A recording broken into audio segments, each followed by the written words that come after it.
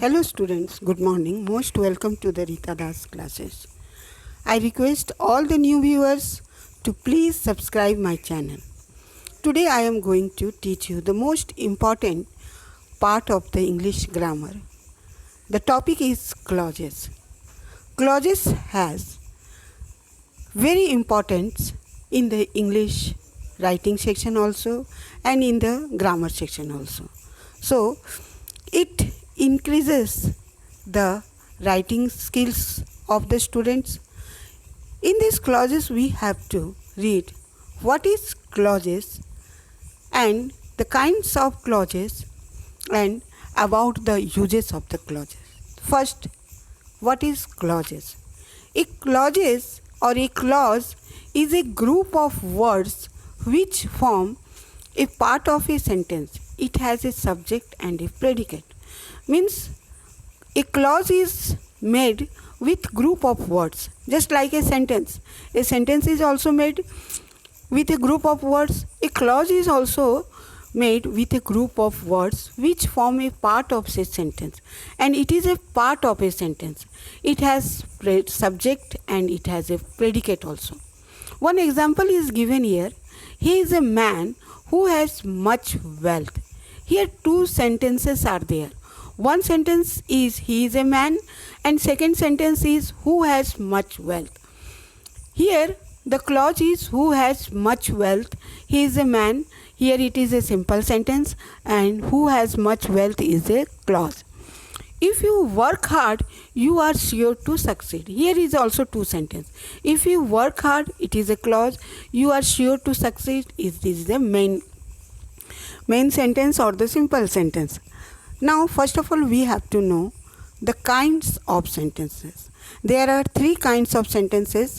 One is the simple sentence, second is the compound sentence, and third is the complex sentence. First of all, we have to know about the simple sentence. It consists of a single subject and a single predicate. Example is she is intelligent. She is single subject, is intelligent is a single predicate. Second, the compound sentence. It consists of two or more coordinate or independent clauses joined by a coordinating conjunction such as and, but, therefore, however, yet, not only but also. One example is given. We took a bath and then had our lunch. Here two sentences are there and it is joined with and. Complex sentence. It consists of a main or independent clause or one or more subordinate clause. I met his sister who is a doctor. I met his sister is a main sentence, and who is a doctor, it is a independent. Means it depends upon the. So I met his sister is a independent clause, and who is a doctor is subordinate clause. So it depends on the subordinate clause. Kinds of clauses. First kind is the main, principal, independent clause. You can say main clause, or you can say principal clause, or you can say independent clause. Second is the subordinate clause. So it is a main clause. What is the main clause? It is a group of words including a subject and a predicate, and it doesn't depend on any other clause for its meaning. So see the example. I know it. Means I know it, it is the main sentence. It doesn't depend on any other sentence to give its meaning. Second, subordinate clause. It is a group of words which does not express a complete thought. It is normally introduced by a subordinate conjunction or by a relative pronoun. So here there are three kinds of subordinate clauses are there. One is the noun clause, second is the adjective clause, and third is the adverbial clause. First, noun clause. It does the function of a noun.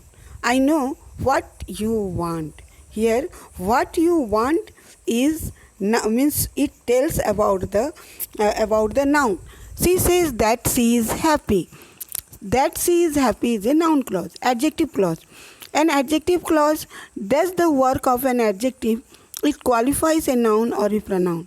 He found the dog which he had lost.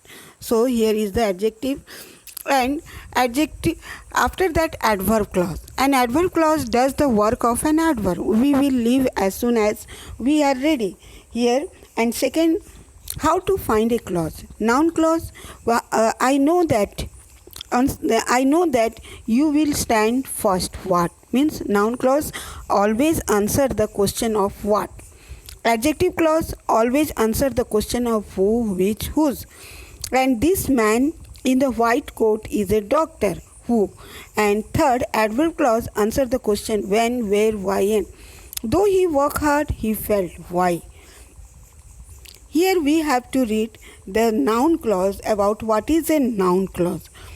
Noun clause, here one example is given. I hope that I shall pass. That is the noun clause, that I shall pass. The red letter is there. So she knows what I want. What I want is the noun clause. The underlined words are noun clauses and forms parts of the sentences, and the noun clause answer the question of what. That noun clause following the main clause I hope is also a noun clause. Just what I want is a noun clause which follows the main clause she knows. And the noun clause begins with the following connectives. The pronouns what, which, who, whom. Means these words, with these words noun clause which starts. Adverbs clause starts with when, where, and how. Conjunction if, that, where. There. For example, here type 1 example is given, type 2 example is given. You can see what we have done. I don't know which book he has brought. I cannot tell you when he will come. I don't know where he has gone. All these letters, these are telling about the noun clause, and they starts with these things. Function of the noun clause. Noun clause function like nouns or noun phrases. They can function as subject, object, complement, and object of a preposition. First, the noun clause function as a subject. What you said surprised me. What you said is the noun clause. And that he would come seems unlikely. That all the red letters are there, and these are the noun clause. It worked as a subject. Second, it worked as a object. He says that he will help me.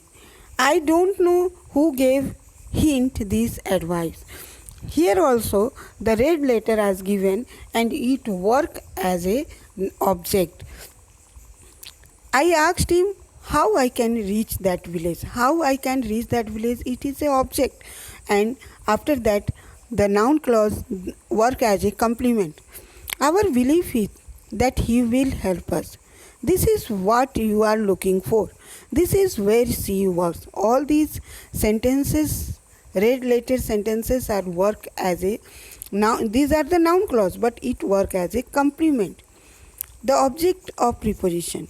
You should pay attention to what the teacher said. There is no complaint except that he comes late. There is no meaning in what he says. Means it is the just object of a complement. Object of a preposition means after the preposition this noun clause comes. The complement of an adjective. I am not sure where he has gone. They are confident that they will find out the thief. It is doubtful whether she will reach in time. The object of an infinite means the noun clause work as a object of infinite. Means after the to or plus verb, this noun clause will come. She wants to know what is going on here. He come to see that he was mistaken. Means to see, that is the infinitive. Means after the infinitive this comes, so it is the object of. Means here the noun clause just work as a object of infinitive. In opposition to a noun, noun plus noun clause. The rumor that he was killed is true. The idea that he should set up a factory. The object of a participle. Thinking that he would die, they took him to the hospital. Thinking is a participle and it is the object that he would die. It is also work as a noun clause. Hoping that they would win, they felt overjoyed. So the conclusion of the that clauses is very important in English grammar, so it is as important as other topics in the grammar section. So we cannot avoid clause. Thank you.